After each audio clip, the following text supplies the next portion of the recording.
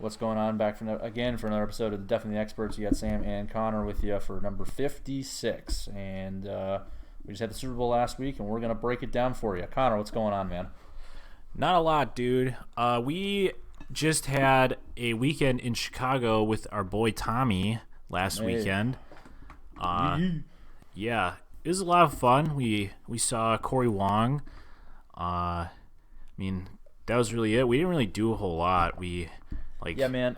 I was thinking about it. Like, I was just at the grocery store not a minute ago. I'm like, man, last weekend was fine. Wasn't great.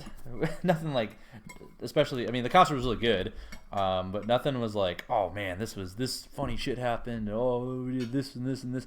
It was just kind of like, yeah, we went to the show, it was good, and then we went back and hung out, and that was it. Then we got up and drove. Yeah, I wasn't mad about it. No, it's like it's totally cool. Wasn't, but by no means is it bad. It just like, hey, that was a weekend that happened, and it was. I got kind of annoyed though on like Sunday night after like I dropped you off, and I'm like fuck, I got another 2 hours to go. Yeah, it's a hike for you. Yeah, I kind of still haven't there. like. I've done it a couple times now. Gone down to Chicago for either to see him or do other or catch a flight out of O'Hare or something. And I'm so used to living in the southern chunk of the state, whether it was in the Milwaukee area or in Madison, where Chicago's only 2 hours away. I still quite haven't wrapped my brain. I'm getting pretty close now, but haven't quite wrapped my brain all the way around that it's 4 hours away now, 4+. Yeah, that's a big difference. It's definitely, yeah. I mean, obviously, it's like almost twice as long. Yeah, exactly. Like, man, I wonder, do I live closer to Chicago or Minneapolis? Minneapolis just felt like forever away. I mean, it's really not that terrible. It's not that bad of a drive from Madison. Yeah, it sucks going from like the Milwaukee area. Stay tuned as I check out the maps. But anyways, Super Bowl was Sunday night. Got back in time for that, and that was a good amount of fun. What'd you think of the game overall? It was great. I mean, especially compared to last year, it was way more action-packed. Yeah, I mean, it was a close game up until the very end. So, I mean, it was, from an entertainment perspective, I don't think there was a whole lot else you could have really asked for in this game. Especially in a game where I didn't really have any stakes either way the ball went, I guess. Each team was like, I think I justified it in my head. I'd be fine with either team winning, honestly. So, it seemed that in my room that I was watching it and all the guys were rooting for the Chiefs. So I don't know. I was like, yeah, sure. Go Chiefs. And that's kind of just how that shook out. It was a lot of fun. I mean, it was pretty crazy to see how the Chiefs, this whole last season, really, they've had these extraordinary wins where they come from behind and they just shift into another gear late in the game when you think that it should be around the time that, the offense, and people are a little more tired, defense is a little more tired, and I mean the Chiefs just, I mean you can look at the box score. They scored 21 unanswered points in the fourth quarter there. Granted, one of them was on like a rushing touchdown where it was like kind of fluky, and the Niners were trying to just stop the clock. Playing a certain defensive scheme for that, so Damian Williams just took that over into the end zone. Yeah, I don't know. It was pretty great. I think it was also another storyline that I really enjoyed was Richard Sherman just getting his ass burned. Yeah, there was a number of times where Troy Aikman was just like, yo, Richard Sherman's out here by himself with no safety help. And then the only time I think they actually Patrick Mahomes went at him in that situation was on that on that go ball where he just got toasted by Sammy Watkins right at the end, towards the end of that game to set up the go-ahead touchdown. Like, and just from a macro perspective, the overall game, I thought the game was okay. Like the first half was second half was getting kind of dicey with Patrick Mahomes playing not great and throwing 2 picks. But yeah, that fourth quarter really made up for it. Definitely better than last year's Super Bowl. And overall, a pretty good game. I wouldn't say it's my favorite Super Bowl I've ever watched, but I think a lot of that has to do with the expectations of, I thought we were going to see a much more electric Patrick Mahomes performance. And that was probably one of his worst games of the year up until that fourth quarter when they rattled off those 21 points. Yeah, no, I mean, he was definitely having some problems. And, yeah, like you said, 2 picks there. And it looked like the Chiefs were pretty flat going into the second half. I mean, it was 10-10 going into the half. Yeah, I don't know. You're right. It certainly wasn't the explosive offensive juggernaut that the Kansas City Chiefs have been. I mean, even looking at their performance in the last couple of playoff games, like the Texans, namely. But I mean, nonetheless, we did see. I'm glad that we saw some, the deep plays, like you said, the Sammy Watkins deep ball was pretty great to see. And most notably, the deep ball on 3rd and 14 or 15, the go ball or the deep corner route to Tyreek Hill, where he just had to sit and wait for it like a punt. Yeah, he did. It was so funny to watch. It was like, man, there isn't a Niner within a mile of that guy. Yeah. Like, I don't know. But man, yeah, it's interesting because both these teams are pretty young, so it's. I mean, the Chiefs are going to have to pay Patrick Mahomes, I think. I think that's the talk of the town here. Yeah, pay him this offseason, so that'll change some things. But I think they're both going to be contenders at least next year. Past that, it's tough to say, but... Yeah, having Patrick Mahomes on that rookie contract definitely helps. But, yeah, like you said, that's been the big talk or the big rumor come out of the Super Bowl is... Chiefs are looking to make that deal, and he's going to be the highest paid quarterback, as deservedly so. So I mean, we'll see. I mean, everybody. This is the thing. Like, yeah, like on paper, looking at these two teams, like, yeah, the 49ers will definitely get back there. You'd think, right? Oh, Chiefs, they're set up in a good spot here for a long time.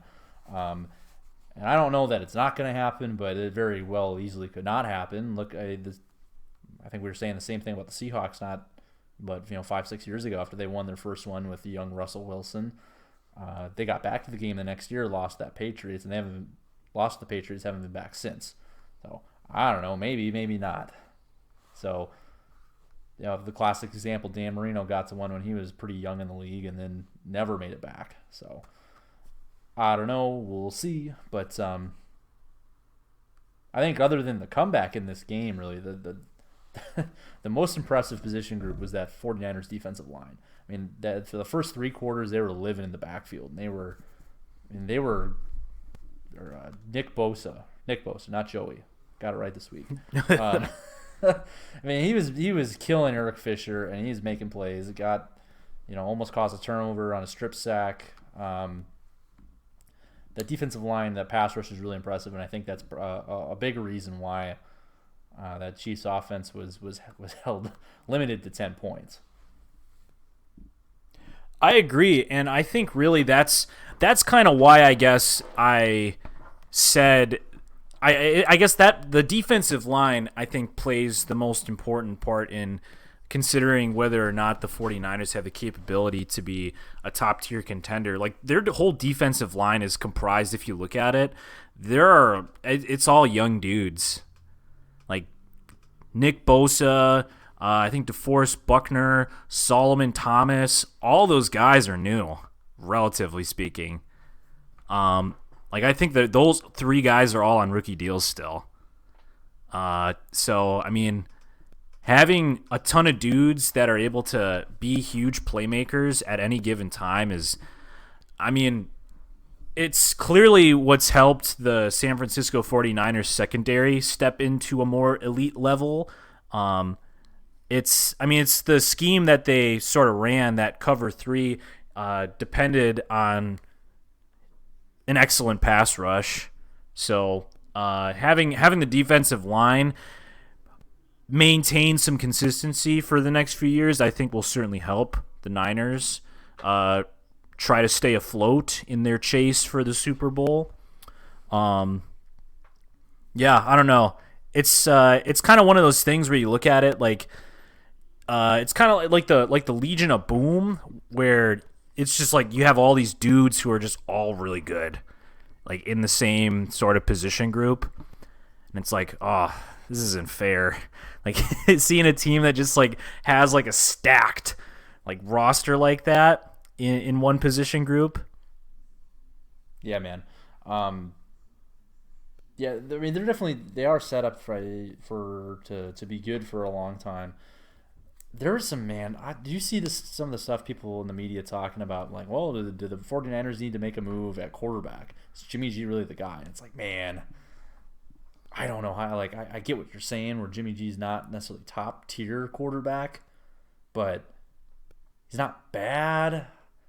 I mean, the system definitely helps. So it's like, I don't think. I think that's a bit of an overreaction for what you traded to get him, and him being, missing a year with the knee injury and just really being healthy this year for the first time in that system. Like, you gonna give up on him that quick? I know people were really picking on him for that missed deep ball to Emmanuel Sanders that would have set up they would have allowed them to take the lead in the fourth quarter. Yeah, grab the lead back. But, like, man, like, it's like, yeah, it'd be nice to have a quarterback that can hit that shot, but, like, I don't know if you realize how difficult that is to do.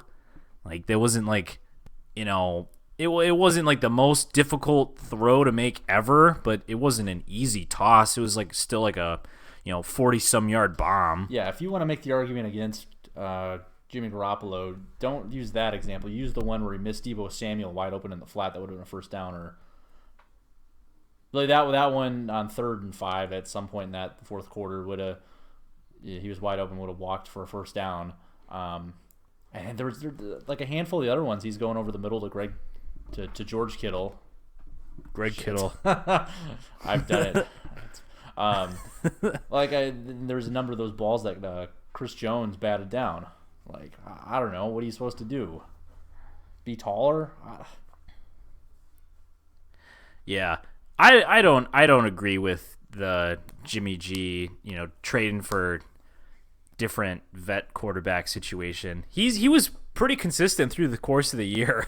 Like, there really wasn't, you're right, he's not like a super elite quarterback, but he fits really well in the system. Yeah, and he's consistent. And I think that's like more like his performance in the Super Bowl wasn't super indicative of his performance through the course of the season. He wasn't really turning over the ball very much at all in the season. I'm not sure what he finished with, but certainly getting him some receiver help once they were able to nab Emmanuel Sanders, that helped a ton, because before they were, running out dudes onto the field. They had Dante Pettis out there. Yeah, who, I mean, he wasn't on the field in the Super Bowl, so I don't know. Like, it certainly changes a lot to have like a solid receiving core. And I think we saw that in the second half of the season after the trade deadline, where they got Emmanuel Sanders, and Deebo Samuel sort of came onto the scene as well.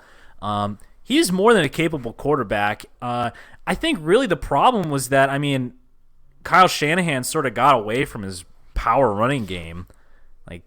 I think that was more the problem than Jimmy Garoppolo shitting the bed. Yeah, and I said this last week, ahead of the game, was I give you head-to-head, yeah, give me Patrick Mahomes, but it's not that Jimmy Garoppolo can't get into a shootout if that's what the game turns into, and citing that Saints game earlier this year. So I don't feel any different about him as your franchise quarterback. He can get it done. Is he going to be an MVP, a legit MVP guy? Probably not, but the system sets up really nicely for him.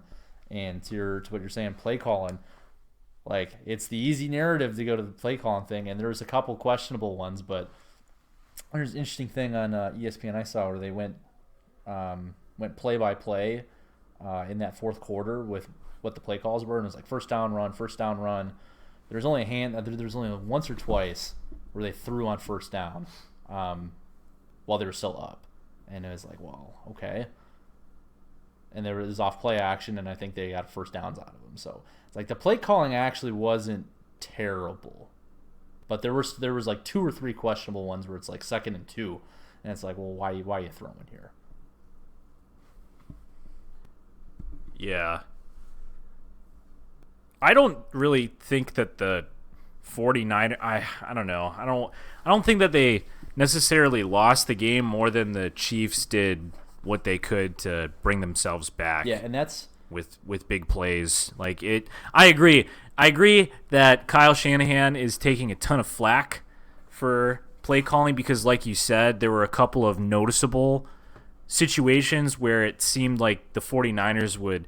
I mean, it's really tough too because, right, they came off the NFC Championship just like running the ball down the throat of the Packers, and that's like clearly not what they did in this situation. And I'm not sure it really called for that, being up only 10 points on Kansas City going into the fourth quarter. I don't know if it calls for just like a exclusively run heavy yeah, I mean that's the thing. Like offensive game plan. If you run halfback dive first, second, and third down 3 yards in a cloud of dust, it's not going to work. In particular, some people I think were probably not happy with if you run the ball on first down. There was at one point, I don't know which possession it was, but it's 1st and 10. They run the ball, they get a yard, so it's 2nd and 9. They throw out of that. And it's like, well, okay, well. It's 2nd and 9. What do you get? Running on 2nd and long is like the most inefficient play call you can have. The best way to keep the clock moving is get first down. So your best chance of getting a first down on 2nd and 9 is to throw the ball on 2nd down and get yourself a 3rd and manageable, or just pick up the first down right then and there.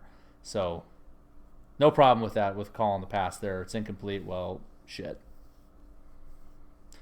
Conversely, on the other side, with your defense can get a stop too, instead of giving up 3 straight touchdowns in that game. But the thing I loved, and I don't know that anyone's really talking about this, and it's not a huge deal, but I think it makes it made a big difference in the game, was with 8 minutes left or whatever, when the Chiefs got the ball back down 10, they went hurry up. I mean, they were playing 2-minute offense with 8 minutes left, which I love that they did that. Go down 10 plays, 80 some odd yards and a touchdown in like 2.5 minutes. The sense of urgency, and like that's the thing I hate, watching football, college football, whatever, just during the regular season, is the team takes too damn long before they get into hurry up mode. Like, you got to hurry that shit up sooner rather than later. Because what's the worst that's going to happen? You're going to turn the ball over, or you stop the clock and have to punt or something. Like, as long as something's happening faster, whatever it is, either if you're trying to go fast and shit doesn't work out and the other team scores and you're down even more, like, well, you lost. At least you tried something. You tried something different to get claw back into that game. And so the Chiefs go in hurry up for to manage the clock in the Super Bowl, the biggest game. That's great. It also keeps that defense on the field, and it doesn't let them get in their sub packages or anything, and keeps the defensive line, wears them out over the course of a drive at the end of the game already in the fourth quarter. So you're kind of helping a little bit neutralize the pass rush ever so slightly, and I don't know, you got a really good team, so really good offense. So yeah, I don't know. I mean, I think that's all. I agree with all of that. Hey, how about Andy Reid pulling the offense pulling out plays from the 1948 Rose Bowl? Yeah, well, they talked about that in the broadcast, and it was like, all right, like, of course. Yeah, Robert Saleh, what are you doing? You're not watching games from the 40s to scout this and prep the Super Bowl. What are you doing, man? It's definitely, it was like, I don't know what you do against that. It's like, okay, well, yeah, I've had this long running, no, we didn't watch any film from this. I've had this like long running theory that, like, and I don't know if it's true, but that if someone came out and ran like the wishbone every once in a while, run these like very much antiquated offenses that nobody's run in 30 years, but just did it every once in a while, like in a gimmicky situation like that, just broke out. Oh, we're just gonna run a tradition. We're gonna run an Army offense on like third and short. We're just gonna have our slot backs and have our fullback and run a true triple option just every once in a while, or do these things, or run a little single wing action from the 40s. Just do these things that are very much they run these historical heritage offenses every once in a while just to give a different look. Like, I think it would be somewhat effective. It's obviously good enough on 4th and 1 to run single wing with Damian Williams. Should do it just enough to make the offense have to game plan for right, it. and that's really what you want to do, is just put enough little, sprinkle in a little bullshit here and there, just so they're thinking about it. You come out in the formation.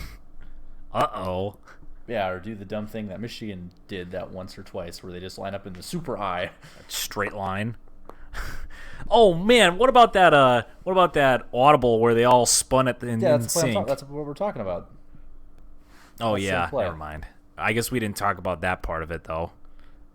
Yeah, it's kind of fun. Yeah, it was like a dance move.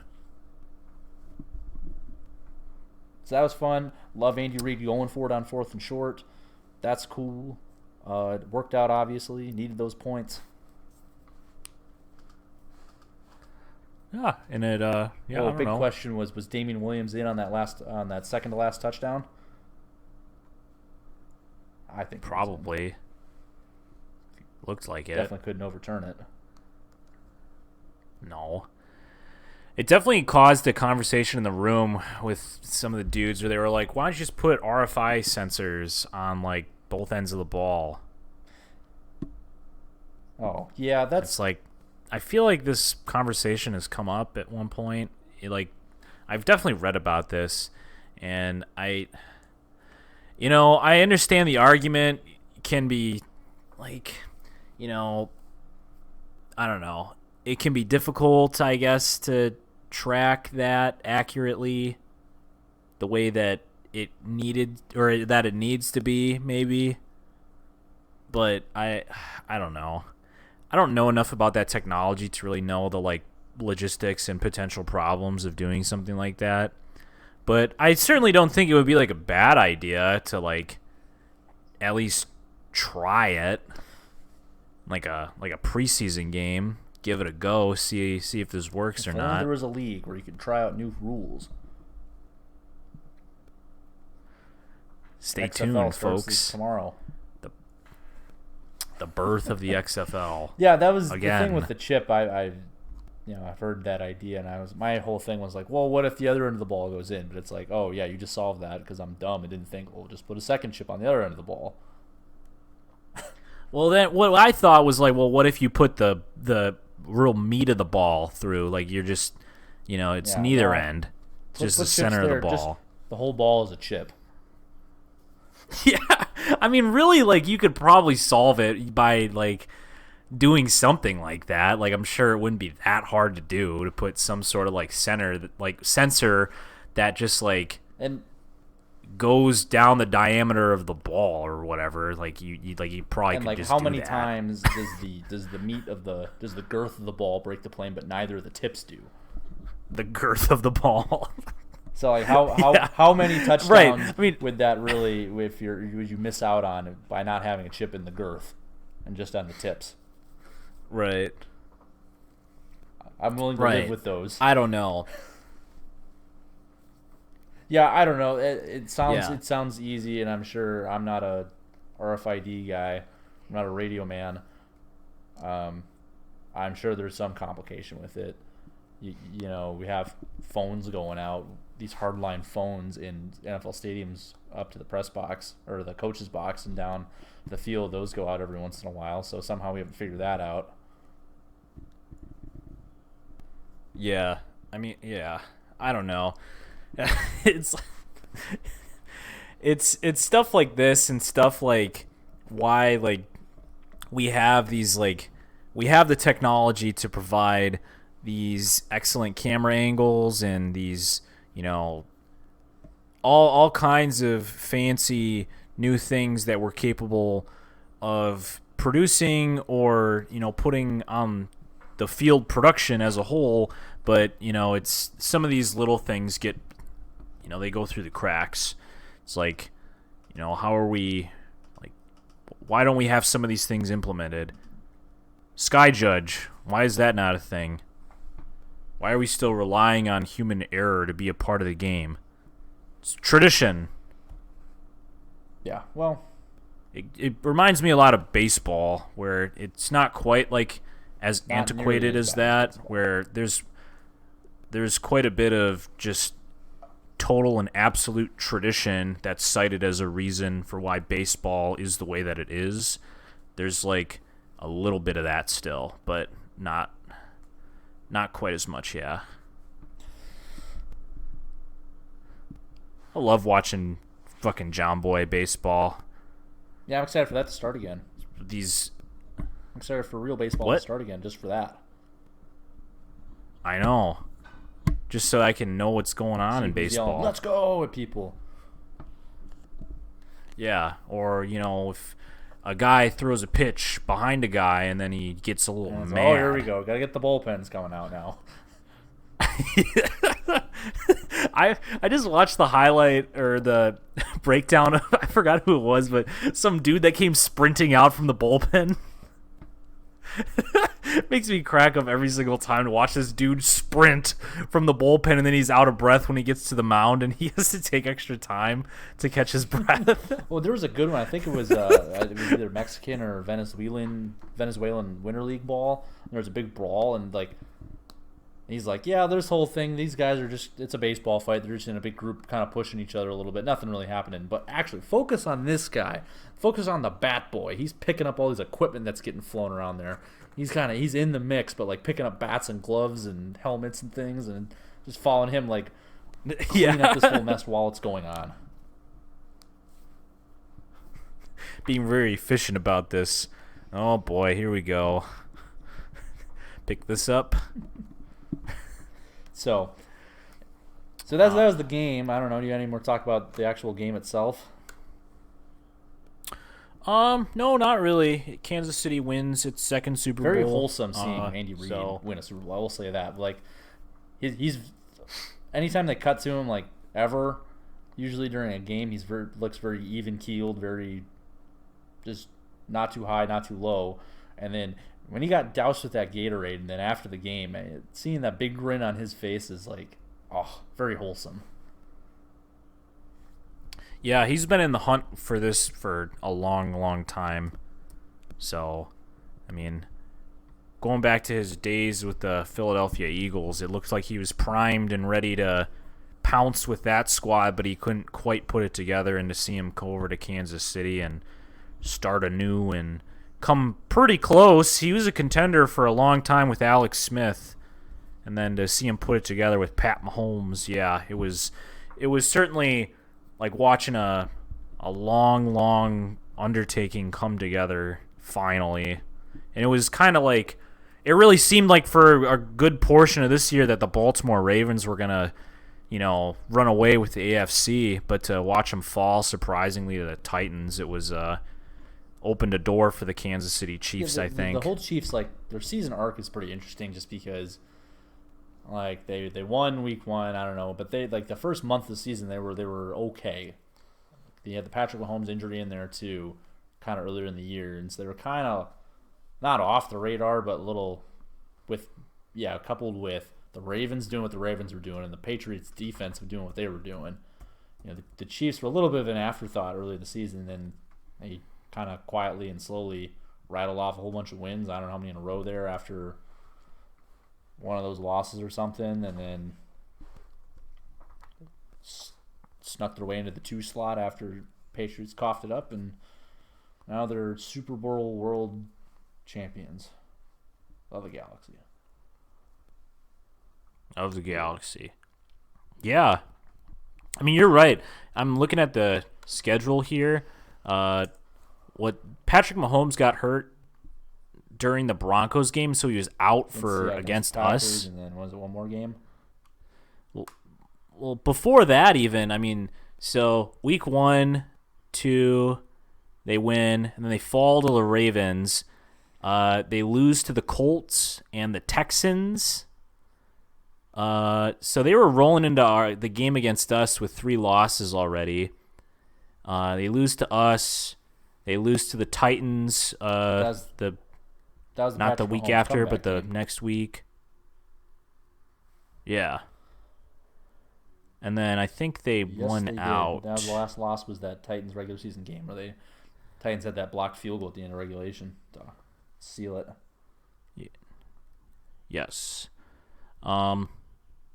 Yeah, so yeah, it was interesting because it seemed like after they were the kind of like the chosen one last year before falling to the Patriots in OT, they kind of took a back seat to the electric Ravens that were rolling this year. So yeah, it was nice to watch them win because I think that everybody thought that they were in the driver's seat last year for the Super Bowl, and then they were upset by the Patriots, who did Patriots things and made it to the fucking Super Bowl and won the goddamn thing. So, in the most electric Super Bowl we've ever witnessed. Yeah. Speaking of electricity, man, halftime show is a little spicy for people, huh? Yeah. I mean, I don't know. I think so. The way that I described it, Isabel asked me what happened during the Super Bowl because she was working and she arrived at the Super Bowl party after halftime. And she was like, "What is the whole big deal about this Super Bowl halftime show?" And I was like, "I don't know. It is just a lot of fan service." Which is kind of what I thought it was. It was like, you know what? These two MILFs are getting up there and just shaking their asses around, and that's fine. The music performance stuff, you guys sound great up there. I understand it's just a track. It's really like that's how you do Super Bowl halftime. But like, yeah, I don't know. Certainly wasn't mad. Surprising how great these women look when they're like 43 and 50. Yeah, I mean, if you're gonna go all, if you're gonna make sure you look your best. I mean, the Super Bowl is a good time to make sure you got all your ducks in a row. I guess, and they executed it flawlessly. Yeah, I don't know. I don't know why people got so angry about it though, because it was like, it certainly wasn't like the first time that somebody's like dressed like that. And I mean, we can literally go back to last year. Adam Levine like performed his entire halftime show without a shirt on.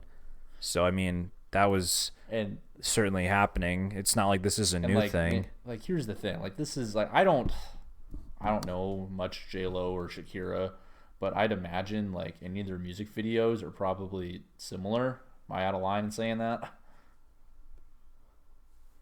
I have no idea because I'm not very familiar with their music videos either. If that's wrong, strike that from the record.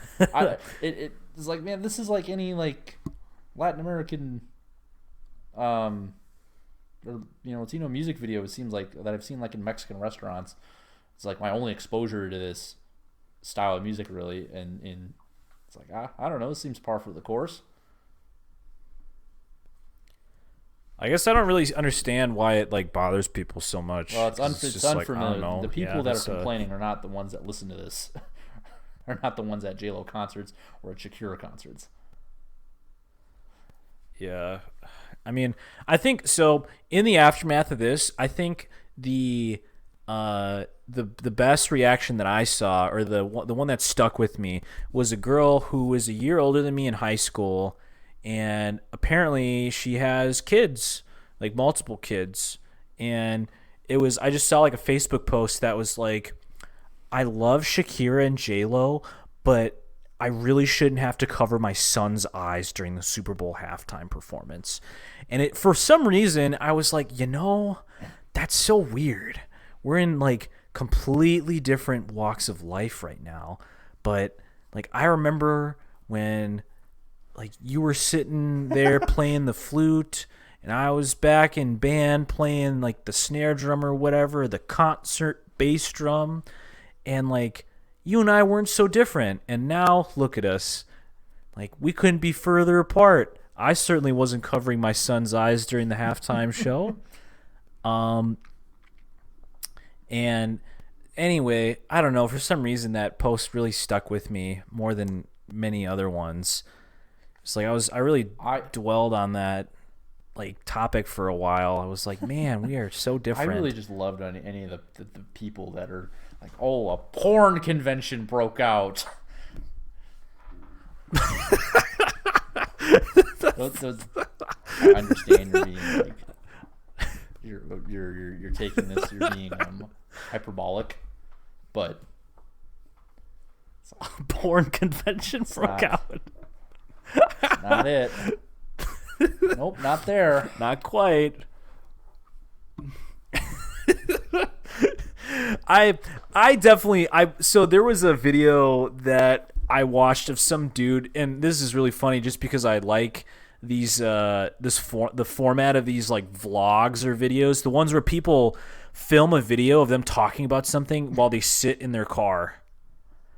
Those videos are some of my favorite because it's like, oh man, you know, some real fucking shit's about to happen because this person is aiming their camera at themselves while they're like parked in a parking lot. Before you go on, I have actually, that's never crossed my mind to ever do that. To like, hey, I'm sitting in my car, you know, I'm gonna bang out a vlog.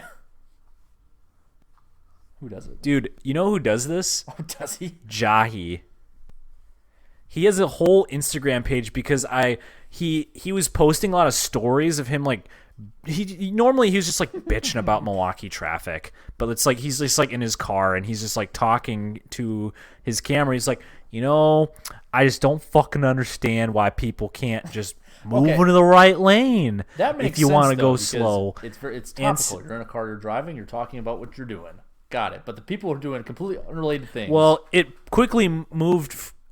It moved from that to like critiquing like films and like so anyway, so at Tundra Line I was like, dude, you're my favorite traffic vlogger. I just want to let you know.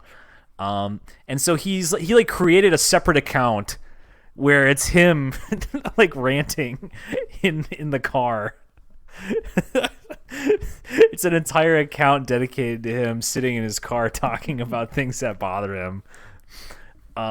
So anyway, yeah, I've never thought to do that either. But back to the point that I was trying to make, I was watching this dude who was like, I don't know if he was like a pastor or a man of God, but he had like a 33-minute video on like his problem with the halftime show and how like unchristian it was, and it was like, oh my goodness, like I can't even imagine something like the Super Bowl halftime show like taking up that much real estate in my mind to make a 33-minute video about it and to post it to my followers or whatever. Like, I don't know, dude. Like, what do you think this is doing right now? What, like, is this like valid? Like, does you making this video and sharing it with people who are probably your friends, who probably all share the same worldview as you, like, does that validate your opinion? Is that why? Yeah, you should really never share your opinion because I don't know. Never mind. I'm not saying he shouldn't share his opinion, but like I was just like, what is that doing? Like, what does it do to say that Shakira and J-Lo are fostering an unchristian environment for Super Bowl halftime? The very Christian.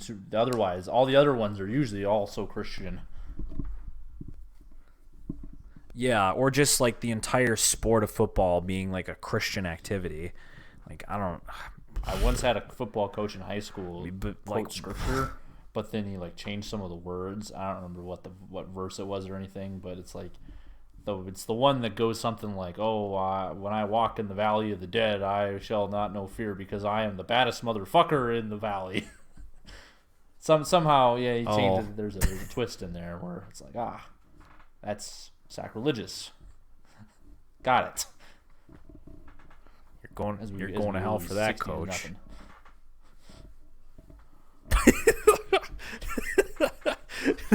Yeah, Sam and I talked a lot about Case football on the way to Chicago. I just like that was pretty good. Greatest hits from my days of being a Yeah. scout team right guard.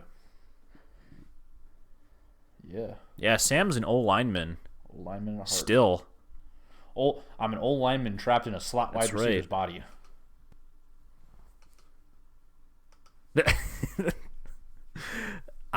You know what? After you told me, when you told me that you were an offensive lineman in high school, I was like, man, no way. But after I saw it was when Wisconsin was playing Maryland, and it was Marcus brought one of his friends that played on the football team, and I was like, hey, man, like, well, okay, that's pretty cool. Like, what did you play? And he was like, I was an O-lineman. And, like, this dude was probably maybe a little taller than you, but, like, he's, like, super skinny. It's like, oh, yeah, I don't know. You're probably just, like, bigger, obviously. So it was like, oh, yeah, I don't know. I guess, like, makes sense. You just, like, gotta be, like, built. You gotta be, like, I mean, the guys in the NFL are monsters, but I guess depending on what level you're playing at, you just need to be like big. Yeah, and the only reason I really mass. played O-line in high school is because it's what I played when I played youth ball, and everybody was really kind of within the same age and weight and height. Well, not necessarily height, but they did the same age and weight range. So it was like, well, it didn't matter. You were all everyone was kind of the same. So it didn't matter what position you played or how big you were. You could play O-line. Right, and you were a little I taller, grew fast. so, in a I way my you growth had spurt more was mass. relatively early. I don't think I've grown since I was like in 6th grade, like height wise. Well, I was like, man, I want to be 6 me foot either. tall, and I want to be able to dunk someday. Like when I get to high school, I'm probably gonna be like 6'4", and it's like, nope, still 5'11" and a half.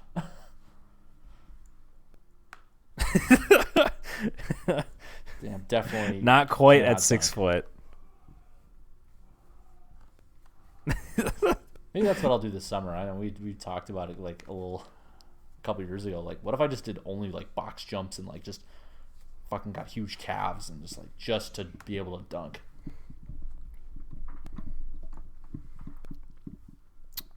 Probably, I mean, man, if like some of these dudes that are like 5'9" can dunk, you can probably train Probably yourself could, to dunk at some But, point. that was like, I was so disappointed when like Ike didn't want to we went and played basketball with Ike a handful of times, and it was like, man, you can already like almost touch the rim. Like you just need to like try a little bit. You could probably do it. Yeah, you just need to like He's just not interested. try to, yeah, like use those muscles that you don't use ever.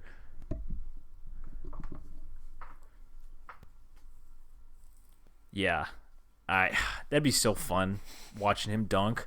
Man, I remember a long time ago when little Ike would go to the gym. Yeah, I remember that. He went to the gym for a hot minute.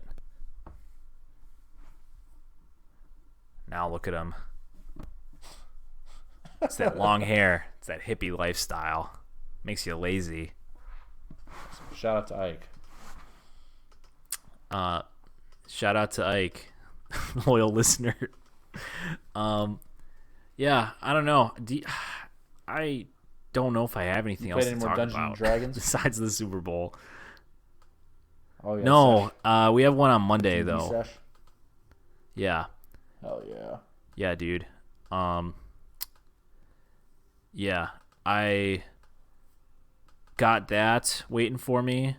I'm excited just because I'm starting to learn the ropes a little bit.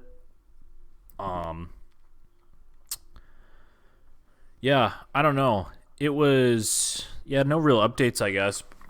But I was like trying to talk to my coworker that got me into it about like, it's like, what happens now? Or like, what do we do? And he's like, well, So his partner is the like dungeon master, so he's the one that like creates the story. And he's like, well, Eric's definitely gonna like make it a lot harder.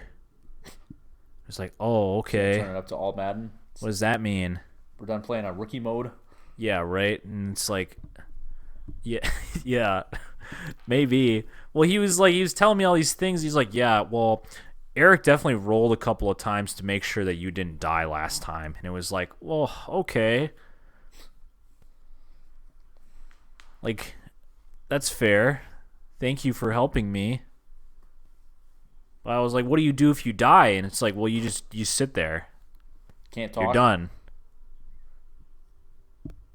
Yeah, well, yeah, it's like, well, shit. Like, yeah, you just gotta, like, leave. All right, guys. See you later.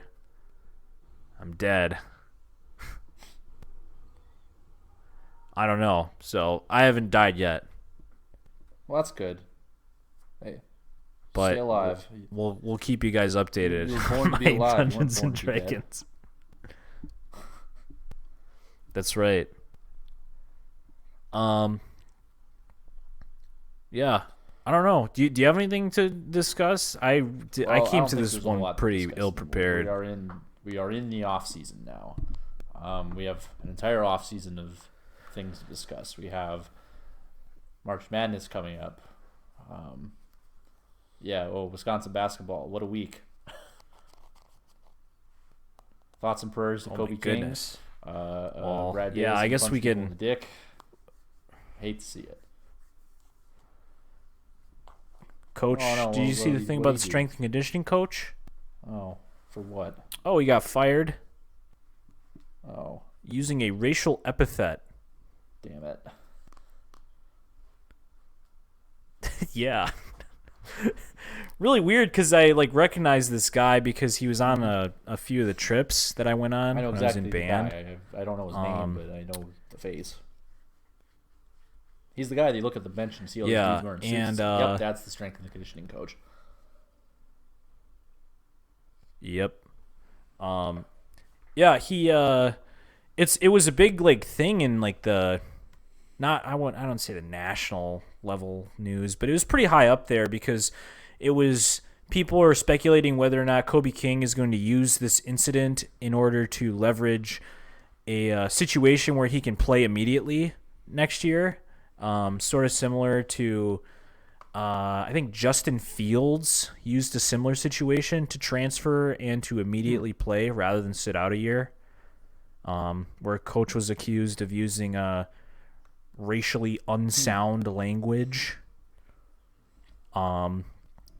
So a lot of people are speculating whether or not that contributed to Kobe King's departure from the Wisconsin basketball program. Either way, it's a pretty bad look to have a dude, saying that kind of stuff. It wasn't specified what he said. It was just he said a racial epithet in practice, and so he's gone. So a real rocky week, and then beating Michigan State only to fall to Minnesota in extremely dramatic fashion I swear to God, I haven't watched a game later on in the week. Yeah, I flipped Did it you on watch and the turned it off Minnesota at one? halftime because it is bad. They were down by big. Yeah, I think I watched them play New Mexico and they lost. I watched them play NC State and they lost. I watched the Rutgers game. They lost. Didn't watch any of these other games until Minnesota. Dang, dude. So You hate to see it. I'll watch on Sunday and watch them lose to Ohio State. Sure. Who knows? Or maybe win. What's his name? That revenge game for that guy. Mecole Hardman. Oh, Nope. Plays for the Chiefs. no. What? No. Hey. No. No. What's this guy's name? Micah Potter. Jesus Christ. That's the dude. That's close. Mecole Start with Hardman. an M. 6'10". tall guy. Nice, dude. Yeah, so whatever. Who cares? Yeah. I don't know. How about Badgers women's basketball? How are they doing? How are they doing? I heard women's hockey's #1. Always Heard, are. I heard there was a confirmed case Usually. of coronavirus in Madison. There That's is. fun. In the hospital. Yeah, I don't know. Like, pretty exciting stuff. Like, I don't know. The whole coronavirus thing, dude. I don't really know what to make of it. It's getting like a lot of traction, a lot of headway in the news, What but am I gonna do about it? yeah, I don't know. Mhm. Like, gotta wash my hands. Damn, I'll stay in. I'll stay in this weekend.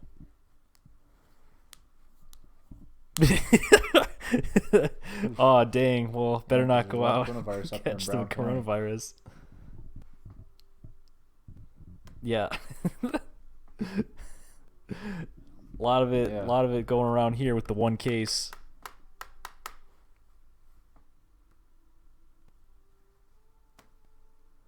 Hey, did the Badgers get anybody good on National Signing Day Yeah, for football?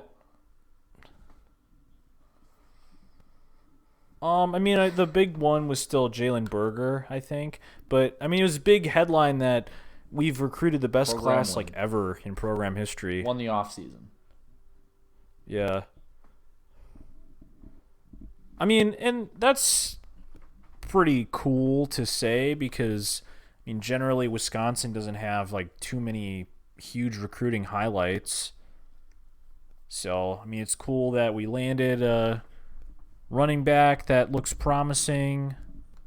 You know, we got some dudes that are going to hopefully contribute to taking this program to the next level, but, you know, I don't know. It's kind of cool in the sense that you can like look at these metrics that people have drawn up for high school recruiting and blah blah blah, but Man, I don't know. You know, you really won't see like the fruits of this effort for probably like a season or two, because you know these yeah, I was dudes just are all gonna like say, all these dudes 17 and were born in, 18, like, 2002. so. Ugh, All these guys are post 9/11 you hate to see it. guys.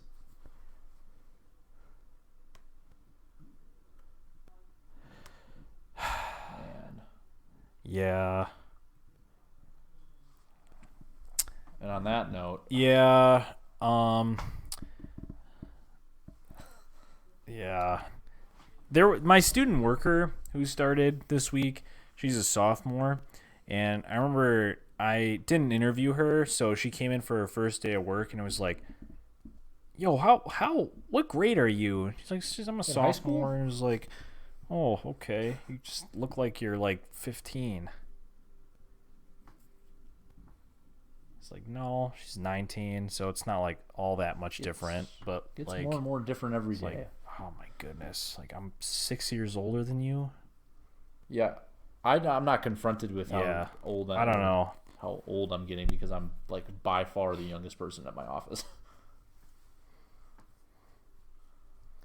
Yeah, I mean, I have a similar thing. I'm also the youngest person in my office. I don't have like a bunch of like old dudes in my office, but everybody else in my like nuclear area of the office is like they're all like turning 30 within like the next year. So they're all like one step ahead of me. So I always feel like, you know, it's like, oh, I'm fine, but then yeah, stuff like this where I have to like interact with like students. It's like, oh, you're a freshman? You look like you're 12. I think the next youngest person's at least 40. So they got a couple steps on me. Oof. I think I'm like much the only different person that doesn't walk have of a life. Ooh, well, it's the next step for you, Sam. Just get one. Get a child. Really lay some roots down. Yeah, acquire a child. Anyway. All right, we're well, under an hour this I week. think we How can probably about wrap it up here. watch the XFL. Nice. A Or little don't. treat for everybody. Yeah. I don't know. I probably won't. I'm I might. gonna say I'm not going to. I'll but, make no I'll probably promises. be bored like on Sunday and be like, you know what? Let's see what's on. Yeah. All right, so all right, All right. Patreon. Yeah, all that like, good shit. subscribe, comment. Bye. Yeah.